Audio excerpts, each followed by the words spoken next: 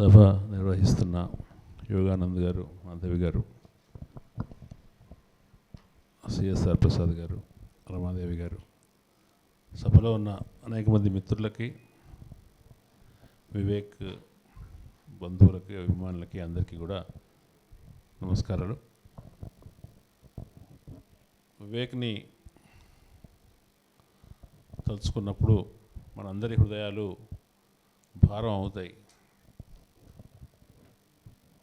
ఒక చెడ్డకాలం వచ్చిందంటే చెడ్డకాలాన్ని ఎట్లా నిర్వచించవచ్చు అంటే, చెడ్డకాలంలో పెద్దలు పిల్లలకు తలకొరివి పెడితే అది చాలా చెడ్డకాలం అని చెప్తారు. ముక్కుపచ్చలారని పిల్లవాడి, ఇంకా తన కళల్ని కూడా లేలేతగా ఉంచుకున్న పిల్లవాడు, ఆ పిల్లవాడి స్మారక సభలో మనం అందరం వయసులో చాలా పెద్దవాళ్ళం కూర్చొని స్మరించుకోవటం అనేది ఒక బాధాకరమైన విషయం. త్యాగం గొప్పదే, త్యాగం ఉత్తేజకరమైనదే. వివేక్ జీవితం ఆయన అనుకున్న ఆశయంలో నడిచినందుకు సార్థకమైందే కావచ్చు, కానీ వివేక్ లాంటి వాళ్ళు లేకపోవటం సమాజానికి బాగా నష్టం. వివేక్ వంటి త్యాగశీలత, నిబద్ధత, తన కోసం కాకుండా, ఉన్నది ఉన్నట్టు కాకుండా ఉన్నదాన్ని మార్చాలనే తపన కోసం ఎంత దూరమైనా వెళ్ళటానికి సిద్ధపడ్డ వాళ్ళు సమాజంలో చాలా తక్కువ మంది ఉన్నారు. ఆ తక్కువ మంది ఉన్న వాళ్ళు చాలా తక్కువ వయసులోనే మన నుంచి వెళ్ళిపోవటం అనేది సమాజానికి చాలా నష్టం. వాళ్ళ నుంచి మనం నేర్చుకోవాల్సింది నేను అనుకోవటం, మనకున్న కమిట్మెంట్ని, మనకున్న నిబద్ధతని, మన జీవితాన్ని మనం గడుపుకుంటూ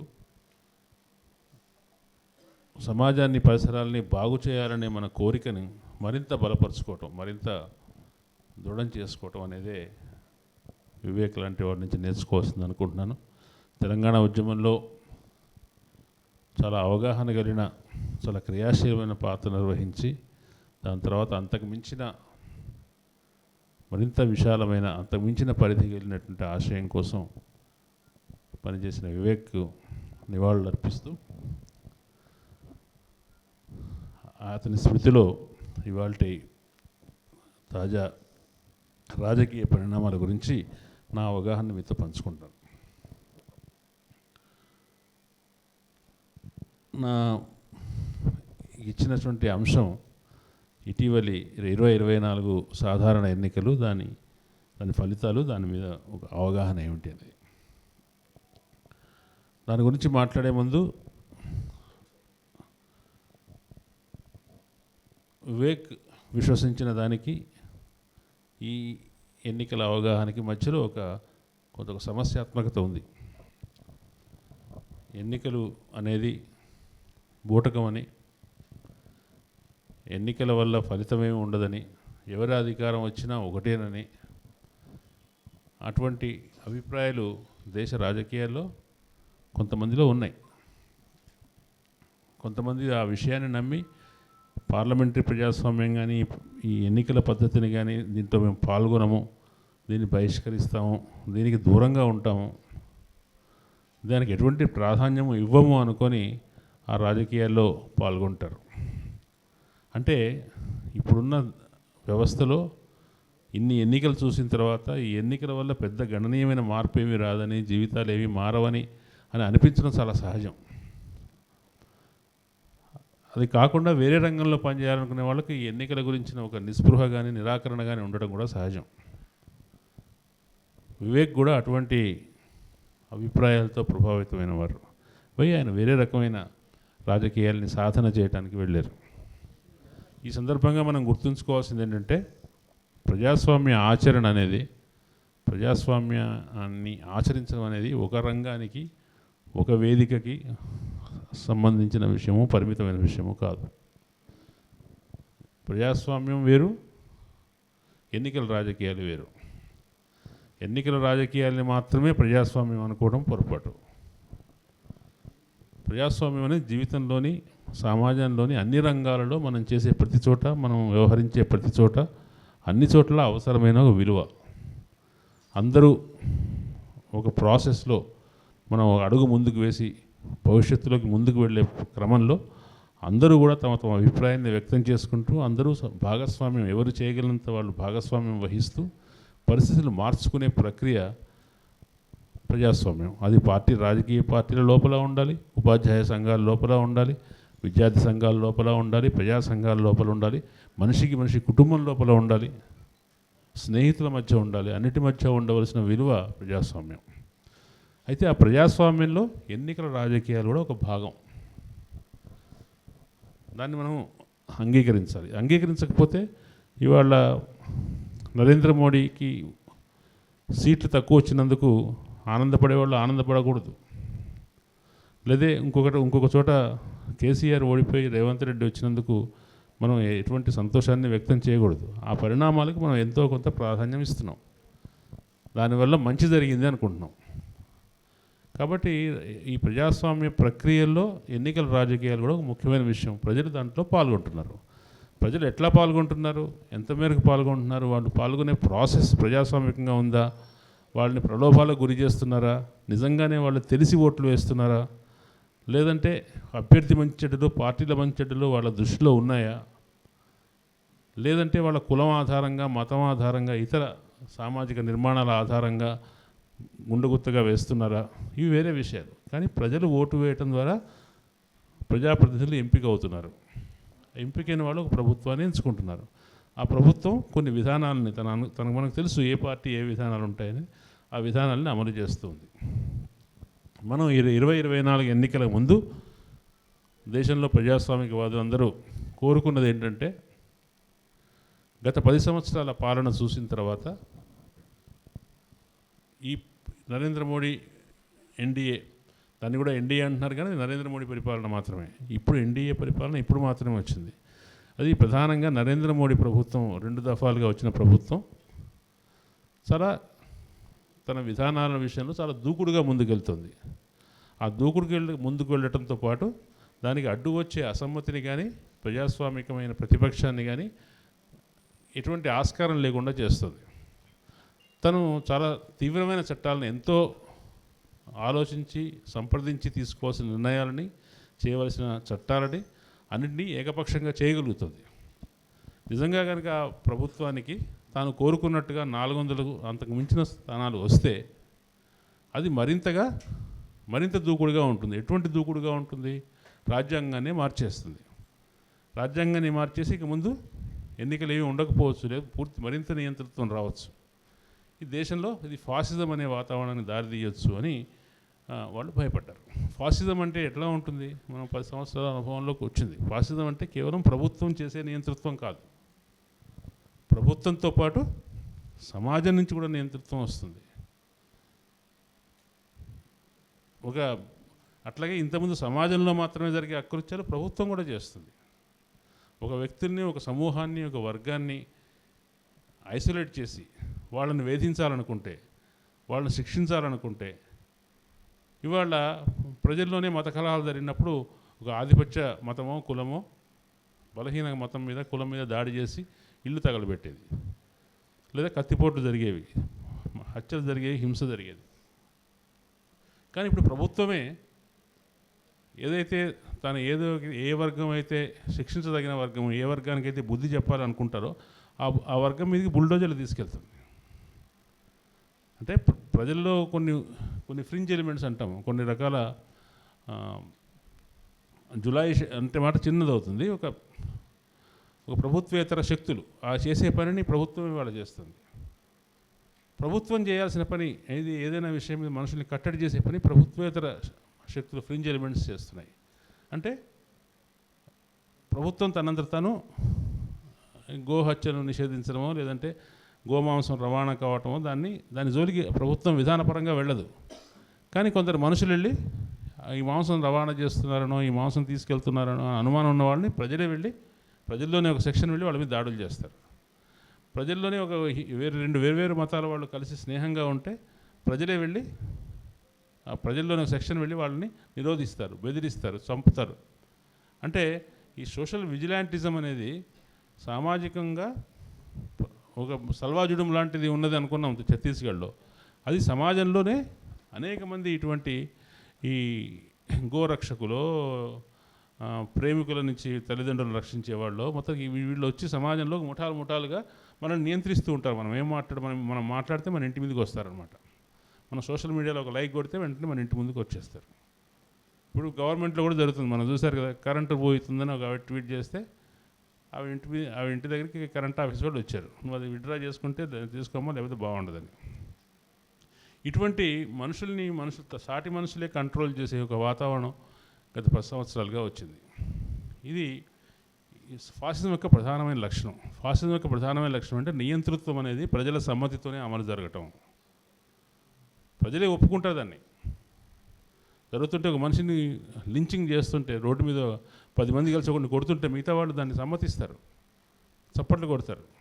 ఇటువంటి వాతావరణం, దీన్ని మనం ఫాసిజం అంటున్నాం. ఇది మరింతగా వ్యాపిస్తుందని ఈ దేశంలో, అది ప్రజాస్వామిక వాతావరణానికి, భావ ప్రకటన స్వేచ్ఛకి, అన్నిటికీ వ్యతిరేకమైంది. కాబట్టి మనం ఉనికిలో ఉండాలంటే, ప్రజాస్వామిక శక్తులు ఉనికిలో ఉండాలంటే ఈ ప్రభుత్వం మూడోసారి రాకూడదు, వచ్చినా కూడా అంత బలం ఉండకూడదు, వాళ్ళు కోరుకున్నట్టు 400 రాకూడదు అని తగ్గించాలి బలాన్ని అని ఒక ఆకాంక్షించారు. ఎందుకు కాంగ్రెస్ అయినా బీజేపీ అయినా ఎవరైనా ఒకటే కదా. ఈ కాంగ్రెస్ నిర్బంధ విధానం అమలు చేయలేదా? ఈ కాంగ్రెస్ ఒకప్పుడు అత్యవసర పరిస్థితి చేయలేదా? అది నియంతృత్వం కాదా? ఎందుకు బీజేపీని మాత్రమే వ్యతిరేకించాలి? ఒక ప్రభుత్వంపై ఒక ప్రభుత్వం వస్తే, ఒక పార్టీపై ఇంకో పార్టీ వస్తే తేడా ఉంటుందా అన్నప్పుడు దీనికి ఇదే ప్రశ్న ఇంతకుముందు వచ్చినప్పుడు జేఎన్యూ నాయకుడు, విద్యార్థి నాయకుడు కన్నయ్య కుమార్ ఒక ఎక్స్ప్లెనేషన్ ఇచ్చాడు. ఇందిరాగాంధీ నియంతృత్వం వ్యక్తిగత నియంతృత్వం, ఆమె తన అధికారాన్ని కొనసాగించడానికి చేసిన నియంతృత్వం. దాని వెనుక నియంతృత్వం తప్ప ఎటువంటి ప్రత్యేకమైన భావజాలం లేదు. కాంగ్రెస్ భావజాలమే ఉంది, వేరే భావజాలం లేదు. పైగా ఆవిడ ఈ ఎమర్జెన్సీ కాలంలో వామపక్షంగా ఫోజు పెట్టింది. 20 సూత్రాల కార్యక్రమం పెట్టి వెట్టి చాకిరిని నిషేధించి భూస్వాములకు వ్యతిరేకంగా, నల్ల డబ్బు ఉన్న వాళ్ళకు వ్యతిరేకంగా తాను పనిచేస్తున్నానని చెప్పింది తప్ప దాంట్లో ఒక మతానికి, ఒక కులానికి, ఒక భావానికి వ్యతిరేకంగా ఉండే వాతావరణం లేదు. ఆవిడ అధికారానికి ప్రమాదం వచ్చింది కాబట్టి దాన్ని కొనసాగించడం కోసం నియంతృత్వం చేసింది. నరేంద్ర మోడీ నియంతృత్వం అటువంటిది కాదు, అది వ్యక్తిగత నియంతృత్వం కాదు. అది నరేంద్ర మోడీ వెనుక ఉన్న రాజకీయ పార్టీ, దాని వెనుక రాజకీయ పార్టీ వెనుక ఉన్న సాంఘిక ఆలోచనలు ఉన్నటువంటి, సాంస్కృతిక ఆలోచనలు ఉన్నటువంటి ఒక పరివారం, ఆ పరివారం యొక్క పవర్ అది. దాంట్లో అటువంటి భావజాలం ఉన్నవాళ్ళు ప్రజల్లో వాళ్ళ సంఖ్యను పెంచుకొని దాని ద్వారా వాళ్ళు పవర్ని ఎక్సర్సైజ్ చేస్తారు. ఇది సామాజిక నియంతృత్వం. కాబట్టి దీనికి తేడా ఉంది. అది ఏంటి? ఒకసారి ఇందిరాగాంధీని ఓడించగానే ఆ వాతావరణం పోయింది. ఇక్కడ నిజానికి ఇప్పుడు నరేంద్ర మోడీని ఓడించినా కూడా ఇంకా దాని అవశేషాలు, వాళ్ళ పాలన 10 ఏళ్ల పాలన తీసుకొచ్చిన అవశేషాలు ఇంకో 20 సంవత్సరాలు 30 సంవత్సరాలు ఉంటాయి. వేరే ప్రభుత్వం వచ్చి దాన్ని తొలగించే ప్రయత్నం చేస్తూ ఉంటే కూడా ఆ తొలగించడానికి 20-30 సంవత్సరాలు పడుతుంది. అంతగా మొత్తం వ్యవస్థకు సంబంధించిన అన్ని విభాగాలు, అన్ని రంగాలు కూడా ఆ రకంగా ప్రభావితమైనాయి, కలుషితమైనాయి.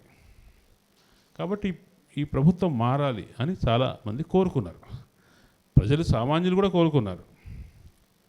సామాన్యులు కోరుకున్నారు తప్ప పాలకుల్లో కూడా, పాలక పక్షాల్లో కూడా కొంతమంది కోరుకున్నారు. ఎందుకంటే పాలక పక్షాల్లో కూడా కొంతమంది బాధితులు ఉన్నారు. దానికి వాళ్ళు అణగారిపోయారు. ఏమీ ఇంకొక పార్టీ మాట్లాడటానికి వీల్లేని పరిస్థితి ఉంది. ఇంకొక పార్టీ వాళ్ళ అధికారం వేరే మార్గాల ద్వారా అధికారంలోకి రావడానికి ప్రయత్నించే అవకాశం లేకుండా, ఎక్సర్సైజ్ చేయడానికి అవకాశం లేకుండా పోయింది. కాబట్టి వాళ్ళకు కూడా దీంట్లో ఒక ఊపిరాడినతనం ఉంది. అట్లాగే వాణిజ్య వర్గాల్లో కూడా ఉంది. వాణిజ్య వర్గాలంతా కూడా 1, 2, 3 కుటుంబాలకు మాత్రమే అన్ని అవకాశాలు ఇస్తూ, వాళ్ళని మాత్రమే వాళ్ళ డబ్బును పెంచుకుంటూ పెరిగే అవకాశాలు కల్పిస్తూ ప్రభుత్వం ఏకపక్షంగా వ్యవహరిస్తుంది. దాంట్లో వివక్షకు గురవుతున్నాము అనుకున్నది వ్యాపార వర్గాల్లో కూడా ఉన్నారు. ప్రతిపక్ష రాజకీయ సంస్థల నాయకులందరూ కూడా కేంద్ర ప్రభుత్వ ఏజెన్సీల, దర్యాప్తు సంస్థల దాడులకు లోనైతూ వచ్చారు. కాబట్టి వాళ్ళు అంటే ఇంతగా ప్రభుత్వ వ్యవస్థల్ని, సిబిఐని కానీ, ఈడీని కానీ, కొత్తగా వచ్చిన ఎన్ఐఏని కానీ, ఇటువంటి వ్యవస్థలన్నింటినీ, ఈవెన్ నార్కోటిక్స్ బోర్డును కానీ, వీటిని ఇంతగా ప్రతిపక్షాలకు అసమ్మతికి వ్యతిరేకంగా వాడిన ఉదాహరణ ఇంతకుముందు లేదు.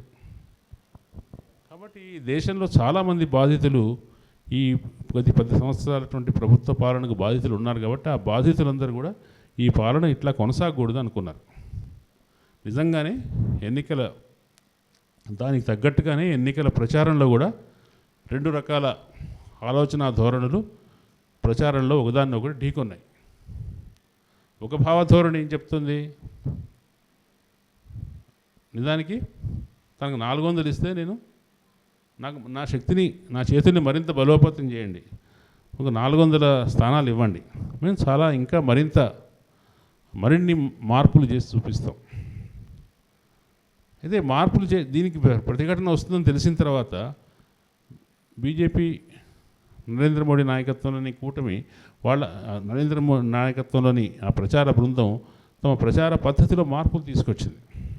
ఏం చేసింది, ఇట్లాగే నిజానికి 2014లో మీకు గుర్తుంటుంది, ప్రచారం చేసినప్పుడు మతం లేదు. 2014 ప్రచారంలో అచ్చేదిన్ అనే వాగ్దానం మాత్రం ఉంది.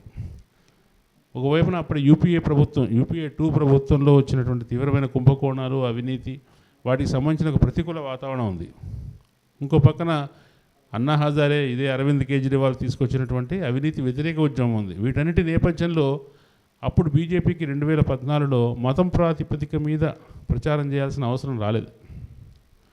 అప్పుడు కేవలం మతాన్ని పక్కన పెట్టి సత్పరిపాలన, గుడ్ గవర్నెన్స్, మంచి రోజులు, నల్ల డబ్బును వెనక్కి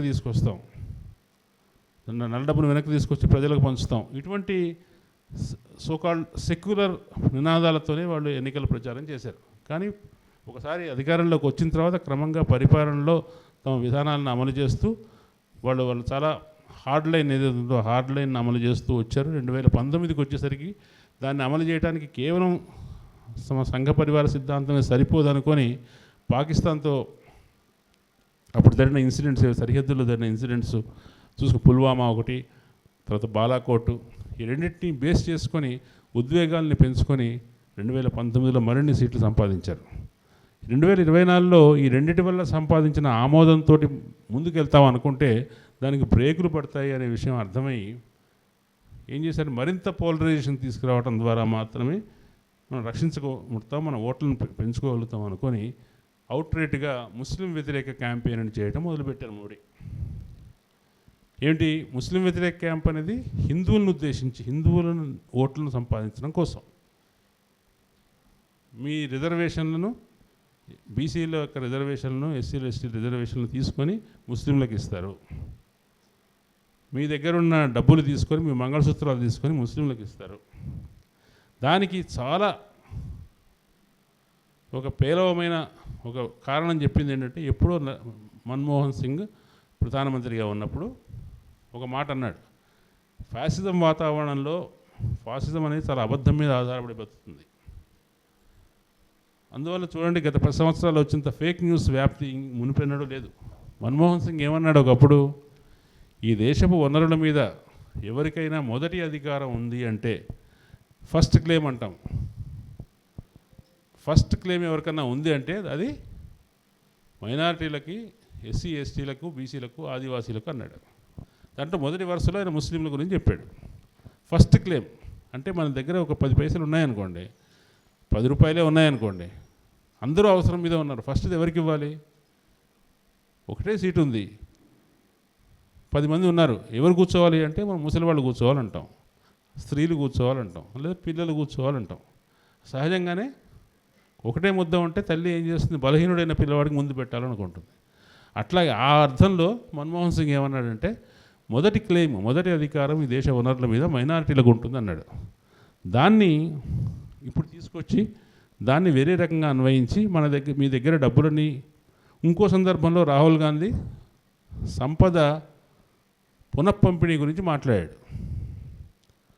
ఆర్థిక వ్యవస్థను అంతగా పూర్తిగా సంస్కరించి లేని వాళ్లకు మరింత వచ్చేటట్టుగా మళ్ళీ పునఃపంపకం జరగాలి అని మాట్లాడాడు. దాన్ని రెండింటిని కలిపి మీ దగ్గర డబ్బులు తీసుకొని ముస్లింలకు ఇస్తారు అని ప్రచారం చేశారు. ఇది ఫండమెంటలిస్ట్ ప్రచారం అంటాం దీన్ని. అంటే చిన్న చిన్న విషయాలని, ప్రజలకు ఈజీగా కనెక్ట్ అయ్యే విషయాల్ని, దానికి లాజిక్ ఉండకపోవచ్చు, దానికి వాస్తవం ఉండకపోవచ్చు, ఏముండకపోవచ్చు, అవి బాగా అంటే ఏమంటాం దావాగ్నిలాగా వ్యాపిస్తాయి. అటువంటి విషయాల్ని ప్రచారం చేయడంలో ఈ ఎలిమెంట్స్ చాలా శక్తి ఉన్నది. వాళ్ళకి తగిన మీడియా ఉంది. వాళ్ళకు చాలా కన్విక్షన్తో చెప్తారు. నిజానికి ఏ దేశ ప్రధానమంత్రి అయినా ఇటువంటి విషయాల్ని ఎన్నికల ప్రచారంలో మాట్లాడాలంటే సిగ్గుపడేవాడు. కానీ ఆయన డెస్పిరేషన్లో ఉన్నారు, మాట్లాడమని ఆయన సలహాదారులు చెప్పారు, అతను మాట్లాడాడు. ఒకవైపున దానికి కౌంటర్గా ఇండియా కూటమి నుంచి మీకు 400 అతనికి ఇస్తే అతను రాజ్యాంగాన్ని మారుస్తాడు. రాజ్యాంగాన్ని మార్చడం అంటే ఏంటి?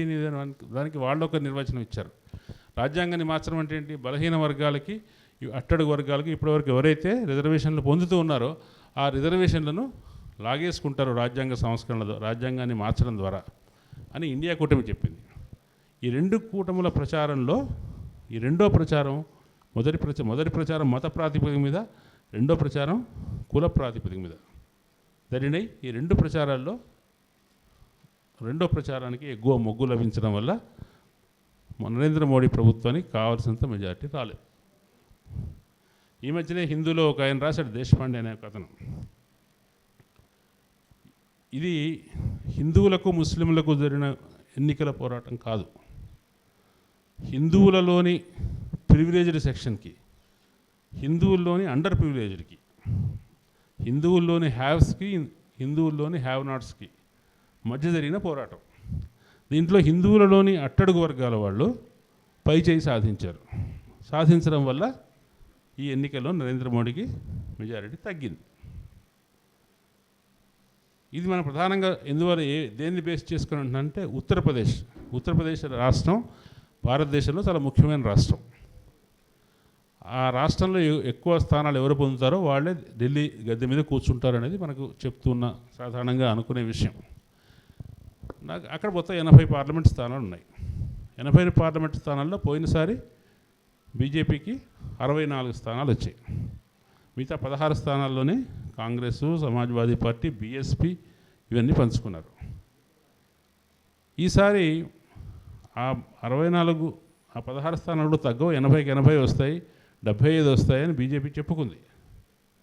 కానీ చాలా గణనీయంగా ఇవాళ సగానికి సగం ఉత్తరప్రదేశ్లో బీజేపీకి సీట్లు తగ్గిపోయినాయి. కాంగ్రెస్ మన ప్రతిపక్ష కూటమి ఇండియా కూటమికి 200 ఎంత 34 అండి 32 రావటానికి ప్రధానమైన దోహదం యూపీలో వచ్చిన విజయాలు. ఆ యూపీలో ఎందుకు మార్పు జరిగింది? యూపీలో పైగా డబుల్ ఇంజిన్ సర్కార్. ఇవాళ బీజేపీ అంటేనే బుల్డోజర్ కదా, ఆ బుల్డోజర్ని ప్రయోగించిన రాష్ట్రం. పైగా మోడీ వారసుడిగా అమిత్ షాతో పోటీ పడుతున్నాడు యోగి ఆదిత్యనాథ్. అటువంటి రాష్ట్రంలో ఎందుకు బీజేపీ వెనకంజ వేసింది? వెనకంజ వేయటానికి కారణం ఏంటంటే అక్కడ దళితులు పోయినసారి కూడా బీజేపీకి తక్కువ వేశారు. అక్కడ దళితులు ఈసారి మరింత ఎక్కువగా మూకుమ్మడిగా ఇండియా కూటమికి వేశారు. గతంలో ముస్లింలకు ముస్లింలు ఎక్కువ మంది ఓటు వేసిన బహుజన సమాజ్ పార్టీకి ఈసారి వాడు ముస్లింలు వేయలేదు. ముస్లింలంతా కలిసి ఉత్తరప్రదేశ్లో ఒక ఇండియా కూటమికే వేశారు. ఇంకొకటి మూడో మార్పు ఏంటంటే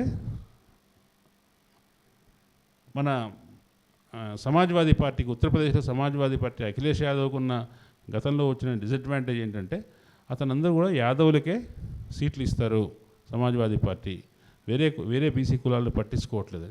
ఈసారి అతను దాన్ని గ్రహించి యాదవులకు చాలా తక్కువ సీట్లు ఇచ్చి ఇతర వెనుకబడిన కులాలకు సీట్లు ఎక్కువ ఇచ్చాడు. అందువల్ల ఇతర బీసీ వర్గాలను మొబిలైజ్ చేయడానికి బీజేపీకి కుదరలేదు. బీసీలు కూడా చాలా పెద్ద సంఖ్యలో సమాజ్వాదీ పార్టీ కాంగ్రెస్ కూటమికి వేశారు. దీనివల్ల యూపీలో చాలా కీలకమైన మార్పు వచ్చింది. అంటే ఈ మార్పు ఎందువల్ల వచ్చింది అంటే ఈ వర్గాలు ఎందువల్ల అట్రాక్ట్ అయినాయంటే, ఒకటి వాళ్ళు సోషల్ ఇంజనీరింగ్ అని చెప్తున్నారు, సోషల్ ఇంజనీరింగ్ వల్ల అయింది, నెరేటివ్ వల్ల కూడా అయింది. అంటే కాంగ్రెస్ ఎటువంటి ఎన్నికల నినాదాన్ని నిర్మించింది, ఇండియా కూటమి ఎటువంటి ఎన్నికల నినాదాన్ని నిర్మించిందంటే ఈ రాజ్యాంగ రక్షణ అనేటువంటి ఎన్నికల నినాదాన్ని నిర్మిస్తే, రాజ్యాంగ రక్షణ అనేది ఎస్సీలకు, బీసీలకు, ముస్లింలకు అర్థమైన విషయం ఏంటంటే రిజర్వేషన్లు కాపాడుకోవటం, సెక్యులరిజాన్ని కాపాడుకోవటం. తమ రక్షణ కావాలంటే కాంగ్రెస్కి ఇండియా కూటమికి వేయాలని ముస్లింలు అనుకున్నారు. రిజర్వేషన్లు కాపాడాలంటే రాజ్యాంగాన్ని రక్షించుకోవాలి కాబట్టి ఇండియా కూటమికి వేయాలని బీసీలు ఎస్సీలు అనుకున్నారు. ఈ రెండు కారణాల వల్ల బీజేపీ ప్రమోట్ చేసిన నెరేటివ్ మీదకి ఇది కౌంటర్ నెరేటివ్ పనిచేయటం వల్ల 240 స్థానాల దగ్గర ఇవాళ బీజేపీ ఆగిపోయింది. ఆగిపోయడమే కాకుండా రెండు ప్రాంతీయ పార్టీలు, ప్రధానంగా Telugu Desam party plus Janata Dal you, ఈ రెండింటి మీద ఆధారపడేటువంటి పరిస్థితిలో ఉండటం వల్ల చాలామంది ఈ మార్పును కోరుకుంటున్న వాళ్ళు పూర్తిగా అనుకున్నట్టుగా బీజేపీ ఓడిపోకపోయినా, ఇండియా కూటమి అధికారం రాకపోయినా దాదాపుగా కోరలు తీసినట్టుగా అయిపోయింది మోడీ ప్రభుత్వం అని సంతోషించడం దగ్గర నుంచి మొదలుపెట్టి నిజంగానే ప్రజాస్వామ్యం వచ్చేసిన దేశంలో ఇక మనం నిశ్చింతగా ఉండొచ్చు అనే చాలా ఓవర్ రియాక్షన్ కూడా మనకు చూస్తున్నాం. దీంట్లో మనం అర్థం చేసుకోవాల్సింది ఏంటంటే, మోడీ బలహీనుడు కావటం వల్ల ప్రజాస్వామ్యానికి మేలు జరిగిన మాట వాస్తవం. ఆ విషయంలో మనం వాస్తవికంగా రియలిస్టిక్గా ఉండాలి. అదే సమయంలో మోడీ ఇంకా అధికారంలోనే ఉన్నాడు. మోడీకి ఎవరైతే అధికారానికి సపోర్ట్ చేస్తున్న శక్తులు ఉన్నాయో వాళ్ళు అంత సూత్రబద్ధంగా సపోర్ట్ని కొనసాగించేవాళ్ళు, విరమించేవాళ్ళు కాదు. వాళ్లకు మధ్య కూడా విధానాల్లో పెద్ద వైరుధ్యమేమీ లేదు. ఈవెన్ కాంగ్రెస్కు బీజేపీకి కూడా కొన్ని విధానాల్లో వైరుధ్యమేమీ ఉండదు. ఆర్థిక సంస్కరణ విషయంలో, కార్పొరేట్లకు మేలు చేసే విషయంలో, పారిశ్రామిక చట్టాల విషయంలో, ఇటువంటి విషయాల్లో, ఈవెన్ కాశ్మీర్లో సమస్యను రాజకీయంగా పరిష్కరించాలనే విషయంలో, లేదా అమూజ్బడిలో ఇప్పుడు ఆదివాసీల నిర్బంధకాండను కొనసాగించడం కాదు, అక్కడ రాజకీయ ప్రక్రియ ద్వారా సమస్యను గుర్తించి దాన్ని రాజకీయ ప్రక్రియలోకి తీసుకురావాలనే ప్రతిపాదనను కానీ, దీన్నేవి కూడా వీళ్ళు కాంగ్రెస్కి కానీ, ఇండియా కూటమికి కానీ, బీజేపీ కూటమికి కానీ అభిప్రాయ భేదాలు ఉండే విషయాలు కాదు, అందరూ ఒకటే. అది కానీ ఎందుకు రెండు ఒకటే అయితే రెండింటి మధ్య యుద్ధం ఎందుకు జరిగింది? ఆ యుద్ధంలో ప్రజలకు ఏమైనా ప్రమేయం ఉందా లేదా? ప్రజల పాత్ర ఏంటంటే, ఇప్పుడు దేశంలో రెండు ఒకటే అయినప్పటికీ ఇందాక చెప్పినట్టుగా ఇందిరాగాంధీ నియంత్రణే, నరేంద్ర మోడీ కూడా నియంత్రణే. కానీ ఇందిరాగాంధీ నియంతృత్వం వ్యక్తిగత నియంతృత్వం అయితే, ఇది సామాజిక నియంతృత్వం ఎట్లా అయిందో మోడీది, అట్లా రెండు విధానాలు, అనేక విధానాలు, కామన్ విధానాలు ఉన్నప్పటికీ కొన్ని నిర్దిష్ట విధానాల్లో రెండింటి మధ్య తేడా ఉంది. కాబట్టి శాశ్వతమైన తేడా అయినా కాకపోయినా తాత్కాలికంగా ఇప్పుడున్న పరిస్థితిలో ఒక తేడా ఉంది. కాబట్టి ఆ తేడాలో ప్రజాస్వామిక శక్తిలో కొంత సానుకూలత ఉంది. కాబట్టి మనం ఈ పరిణామాన్ని ఆహ్వానిస్తున్నాం. ఈ పరిణామాన్ని ఎందుకు ఆహ్వానిస్తున్నాం అంటే, కొద్దిగా ఊపిరి సలుపుకునే స్పేస్ ఉంటుంది. చూశారు కదా, స్పేస్ ఎట్లా ఉంటుంది? నీటి మీద ఇవాళ జరుగుతున్న ఆందోళన చూసాం. నరేంద్ర మోడీకి పూర్తి మెజారిటీ వచ్చి ఉంటే, 400 కాదు 300 స్థానాలు బీజేపీకి వచ్చి ఉంటే ఇవాళ నీటి విషయమై ఇటు ఆందోళన జరిగేవా? జరుగుతున్న గతంలో జరిగినాయి, రైతు ఆందోళన జరిగినాయి. 2019లో నుంచి మొదలుపెట్టి రైతు ఆందోళన జరిగినాయి. గవర్నమెంట్ ఎంత దృఢంగా ఉన్నా, ఎంత నియంతృత్వ విధానాన్ని అమలు చేస్తున్నప్పటికీ రైతులు ఆందోళన చేశారు. కానీ అప్పుడు దానికి ఓపెన్గా సమర్థన ఇవ్వడానికి కాంగ్రెస్ వెనకాడింది. ఇవాళ కాంగ్రెస్ చెప్తుంది, మీరు ముందుకెళ్ళండి, మీ వెనుక మేము ఉన్నామని. అట్లాగే రేపు 24 నుంచి పార్లమెంట్ సమావేశాలు చూడండి, మునుపు జరిగిన పార్లమెంట్ సమావేశాలు చూడండి. రేపు జరిగే పార్లమెంట్ సమావేశాలు 200 పైగా ప్రతిపక్ష సభ్యులు యాక్టివ్గా ఉండే, క్రియాశీలంగా ఉండే పార్లమెంట్ సమావేశాలు మనం చూస్తాం. ప్రజలు అల్టిమేట్గా మనకు కావాల్సిన విషయాల్ని కాంగ్రెస్ కానీ బీజేపీ కానీ సాధించి పెట్టవు. ఇందాక మనం చెప్పినట్టుగా ప్రజాస్వామ్య సాధన, ప్రజాస్వామ్య ఆచరణ అనే దాంట్లో పార్లమెంట్ అనేది ఒకానొకటి మాత్రమే.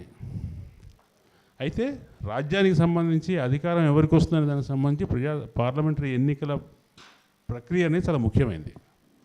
ప్రజలకు సంబంధించి అది ఒకానొకటి మాత్రమే. ప్రజలు చాలా రకాలుగా తమ కోరికల్ని ఓటు వేసి ఊరుకోరు. ఓటు వేసిన తర్వాత కూడా మళ్ళీ తమ సమస్యల కోసం అర్జీలు ఇస్తారు, ఆందోళన చేస్తారు, ధర్నాలు చేస్తారు. ఎవరికి ఓటు వేసి గెలిపించామో వారికి వ్యతిరేకంగా మాట్లాడతారు. మార్పు కోసం వాళ్ళు 5 ఏళ్ల దాకా ఊరుకోరు, రకరకాల పద్ధతిలో పనిచేస్తూ ఉంటారు.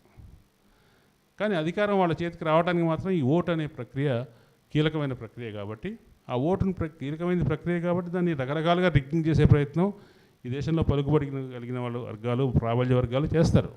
ఒకటి డబ్బు ద్వారా కొంటారు. అసలు సిన్సియర్ పీపుల్, నిజమైన వాళ్ళు ఎన్నికల్లో పోటీ చేసే అవకాశం లేకుండా చేస్తారు. వీటన్నిటి సమస్య ఎందుకు? ఫాసిజానికి ఒక అడ్వాంటేజ్ ఏంటంటే దేన్ని రిగ్ చేయాల్సిన అవసరం లేదు. ఈవీఎం రిగ్గింగ్ గురించి మనం మాట్లాడతాం. ఈవీఎంలు రిగ్ చేయాల్సిన అవసరం లేదు. మన మనసుల్ని రిగ్ చేయగలరు వాళ్ళు. మీ మనసులోనే మీరు వాళ్ళకి ఓటు వేసేటట్టుగా చేయగలిగినప్పుడు, మనమే మన మనసు మార్చుకొని దాన్ని అభిమానించేటట్టుగా చేయగలిగినప్పుడు, చూసాం కదా తెలంగాణలో ఒకప్పుడు చాలా పోరాట స్ఫూర్తికి, విప్లవ రాజకీయాలకి కేంద్రమైన ఉత్తర తెలంగాణ ఇవాళ మొత్తం మోడీ అభిమాన ప్రాంతంగా మారిపోయింది. ఇదేమి ఈవీఎంల మార్పుల వల్ల జరిగింది కాదు, అది మనసు మార్పిడి వల్ల జరిగింది. మనసులు ఎట్లా మార్చారు? వాళ్ళ పద్ధతిలో వాళ్ళు కార్యాచరణ చేయటం వల్ల మార్చారు, దాన్ని సమర్థవంతంగా చేయడం వల్ల మార్చారు, అది వేరే విషయం.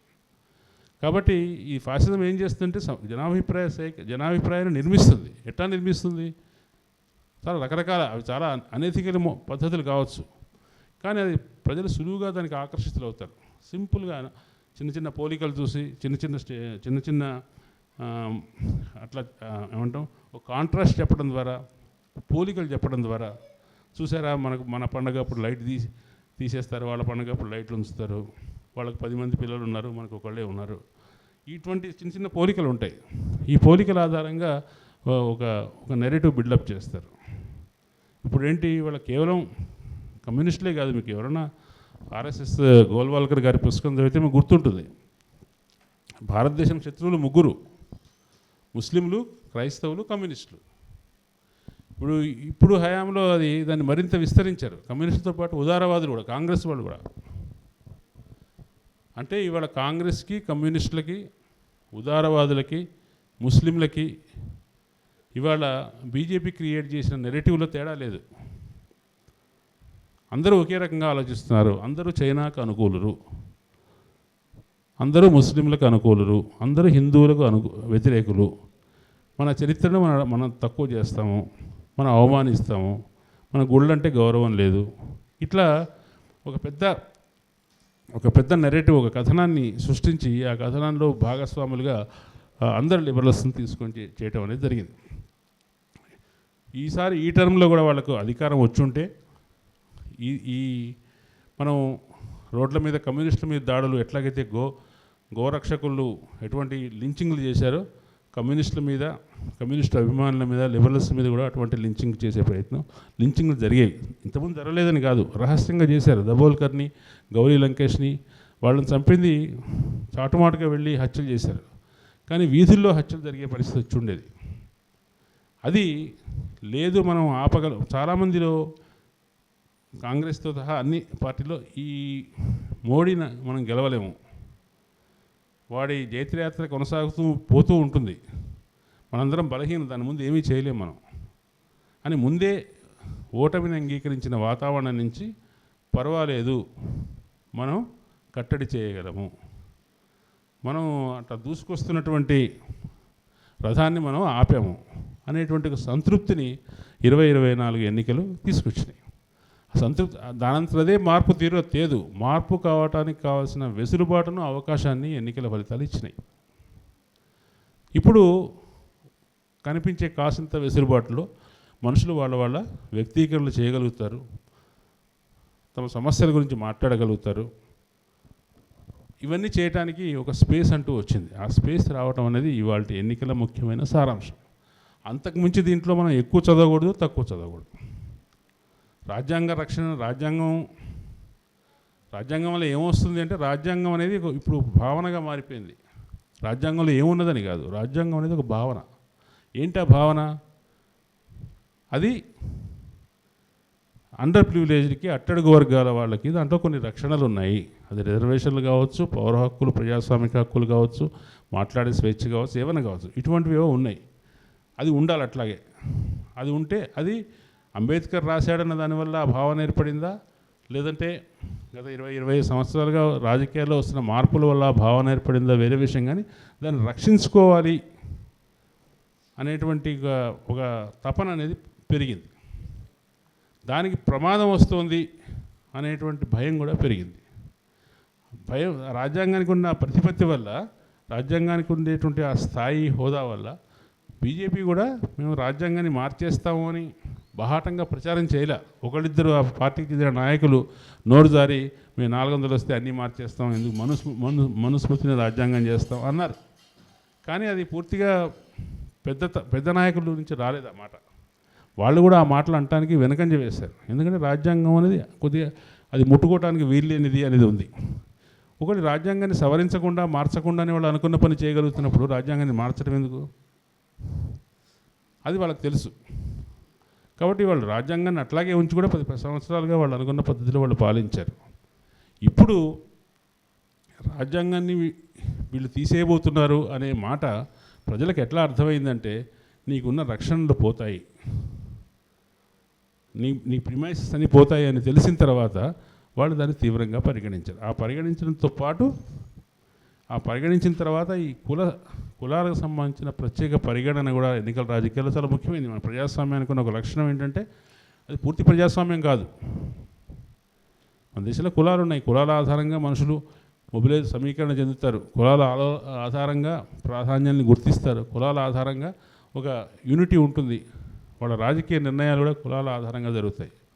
ఆ కులాల కాంబినేషన్ కూడా చాలా ముఖ్యం.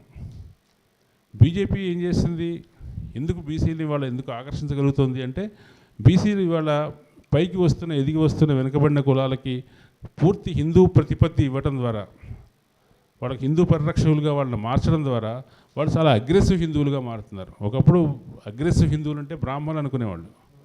ఇవాళ బీసీలు ఇవాళ భారతదేశంలో అగ్రెసివ్ హిందూస్గా ఉన్నారు. అందువల్ల మాకు ముస్లింలు అక్కర్లేదు, దళితులు అక్కర్లేదు, బీసీలు ఒక్కడు ఉంటే చాలు అనే పద్ధతిలో బీసీలలో దాంట్లో అట్టడుగు ఎంపీసీలు అంటాము, మోస్ట్ బ్యాక్వర్డ్ క్లాసెస్కి ఎక్కువ అవకాశాలు ఇవ్వటం ద్వారా వాళ్ళలో చీలిక తీసుకొచ్చి ఇలా రకరకాల ప్రయత్నాలు చేసింది బీజేపీ. అయినప్పటికీ ఇటువైపు కూడా ఉన్నటువంటి, అంటే కాంగ్రెస్ వైపు కూడా ఉన్నటువంటి బీసీలు ఈ రాజ్యాంగవాదానికి వాళ్ళు కాంగ్రెస్ వాళ్ళతో ఇండియా కూటమి వాళ్ళు ప్రొవైడ్ చేసినటువంటి సీట్లు వాళ్ళు ఇటువంటి గుర్తింపు ఆధారంగా చేసుకుని రెండు కలిసి పనిచేసి బీసీలు గణనీయమైన సంఖ్యలో ఇవాళ ప్రతిపక్ష కూటమికి వేశారు. కాబట్టి మన ప్రజాస్వామ్యంలో కులం కూడా ఒక వాస్తవం, అది గుర్తించాల్సిన విషయం ఉంది. ఆ కులాలు ఎట్లా ఆలోచిస్తాయి, ఆ కులం యొక్క సామూహిక ఆలోచన విధానం ఏమిటి, వాళ్ళ రాజకీయంగా తమ గుర్తింపును ఎట్లా చూస్తారు, తమ అభ్యర్థికి ఒక సీట్ ఇస్తే చాలా, లేదంటే వాళ్ళకి సంబంధించిన డిమాండ్స్ ఏమన్నా వాళ్ళ ఎన్నికల ప్రచారంలో నెరేటివ్లో భాగం కావాలా. కాబట్టి ఈ కుల రాజకీయాలు, కులానికి సంబంధించిన ప్రజాస్వామ్య భావాన్ని అర్థం చేసుకోకపోతే కొన్ని విషయాలు మనం అర్థం చేసుకోలేము. ఎందుకు ఇవాళ మాదిగలు బీజేపీకి అనుకూలంగా ఓటు వేస్తున్నారు, నువ్వు ఎందుకు ఫ్యాసిజానికి అనుకూలంగా ఓటు చేస్తున్నావు అని వాళ్ళని అడిగితే ఉపయోగం లేదు. ఎందుకంటే వాళ్ళకు కావాల్సిన ప్రత్యేకమైన హక్కులకు సంబంధించిన ఒక హామీ అక్కడి నుంచి దొరుకుతుంది. అట్లా సామాజిక వర్గాల వారీగా వాళ్ళ ప్రాధాన్యాలను నిర్ణయించుకునే పరిస్థితి భారతదేశంలో ఉంది. అది కూడా ఒక ప్రజాస్వామికమైన లక్షణమే. అది కూడా ఈ దేశంలో ప్రజాస్వామిక వాస్తవికత. అది దాన్ని మనం నిరాకరించలేము. వాటన్నిటినీ చూసినప్పుడు బీజేపీ కూడా సోషల్ ఇంజనీరింగ్ చేసింది, దాంతోపాటు పోటీగా ఇండియా కూటమి కూడా సోషల్ ఇంజనీరింగ్ చేసింది. దీంట్లో ఒక తిరుగులేని శక్తిగా ఎదుగుతూ చాలా న్యాయ వ్యవస్థని, దర్యాప్తు సంస్థల్ని, తర్వాత విదేశాంగ శాఖని, విదేశాంగ విధానాన్ని అన్నింటినీ ఒక కర్కశమైన కఠినమైన విధానాలతో నియంత్రిస్తూ కంట్రోల్ చేస్తూ వస్తున్నటువంటి భారతీయ జనతా పార్టీ ఇవాళ రెండు ఊతకర్రల మీద ఆధారపడి పరిపాలించే పరిస్థితికి వచ్చినా కూడా నేను మారలేదు, నేను ఇంకా పూర్వపు ప్రభుత్వాన్ని అంతటి బలము నాకు ఉంది అని నటించే ప్రయత్నం చేస్తుంది. కానీ అది వాస్తవం కాదని మనకు అర్థమవుతుంది, త్వరలోనే అర్థమవుతుంది. ఆ ప్రభుత్వం యొక్క బలహీనత వ్యక్తం అవుతాయి. తను బలహీనంగా ఉండి కూడా తన బలమైన దానిగా ఫోర్స్ చేయడానికి ప్రయత్నిస్తే దానివల్ల వచ్చే సమస్యలు ఆ కూటమికే ప్రమాదకరం అయ్యే అవకాశం ఉంది. ఎందుకంటే తెలుగుదేశంతో బీజేపీకి సమస్య ఎప్పుడు వస్తుంది? ఆంధ్రప్రదేశ్ అభివృద్ధి కోసం వాళ్ళు కోరుకుంటున్న విషయాల్ని కేంద్ర ప్రభుత్వం నెరవేర్చకపోతే, లేదా తెలుగుదేశం ప్రభుత్వాన్ని బలహీనపరచడానికి బీజేపీ చాటుబాటు ప్రయత్నాలు చేస్తే వాళ్ళ వద్ద విచ్ఛిన్నత వస్తుంది, వేరే విషయాల మీద రాదు. అట్లాగే బీహార్లో కూడా అంతే. బీహార్కు ప్రభుత్వానికి వాళ్ళ సొంత రెండు ప్రయోజనాల మధ్య వైరుధ్యం అనేది తీవ్రమైనప్పుడు వస్తుంది. ఇప్పుడున్న అనుకూలమైన పరిస్థితి ఏంటంటే ఇండియా కూటమిలో ఉన్న వాళ్ళందరూ కూడా బీజేపీ కూటమి వల్ల బాధితులు కాబట్టి వాళ్ళెవ్వరూ కూడా పార్టీ మారే కూటమి మారే అవకాశం లేదు. ప్రతి ఒక్కడి మీద ఈడీ కేసులు ఉన్నాయి. ప్రతి ఒక్కడు ఆయా రాష్ట్రాల్లో బీజేపీతో పోరాడుతున్నాయి. కాబట్టి వాళ్ళు ఆ పార్టీలోకి వెళ్ళే అవకాశం లేదు. కాబట్టి వచ్చే 5 ఏళ్ల కాలం చాలా టగ్ ఆఫ్ వార్ ఉంటుంది. మనకి ఎప్పుడు కూడా గుర్తుంచుకోవాలి, ప్రజాస్వామ్యంలో ప్రభుత్వం దృఢంగా ఉండకూడదు. దృఢంగా ఎవరికి ఉండాలి? దేశం దృఢంగా ఉండాలి, ప్రభుత్వం దృఢంగా ఉండకూడదు. ప్రభుత్వం దృఢంగా ఉంటే ప్రజలు బలహీనంగా ఉంటారు. ప్రభుత్వం బలహీనంగా ఉంటే ప్రజలు దృఢంగా ఉంటారు. ప్రజల యొక్క యాక్టివిటీ పెరుగుతుంది. ప్రజలు తమకు కావాల్సిన కోరిక చెప్పుకోగలుగుతారు, సాధించగలుగుతారు. కాబట్టి ఈ బలహీన ప్రభుత్వం ఈ ప్రజాస్వామ్యంలో ప్రజలకు మేలు చేసే వాతావరణం తీసుకొచ్చింది. కాబట్టి దీని నుంచి 10 ఏళ్ల కాలంలో బలహీనపడిపోయిన పౌర సమాజం, బలహీనపడిపోయిన ప్రజలు తమను తాము పుంజుకోవటానికి బలపడటానికి ప్రయత్నం చేయడానికి ఇప్పుడు ఒక అవకాశం వచ్చిందని 2024 ఎన్నికల్ని మనం అట్లా అర్థం చేసుకోవాలని చెప్తూ నాకు ఈ అవకాశం ఇచ్చినందుకు కృతజ్ఞతలు తెలియజేస్తాను. Thank you.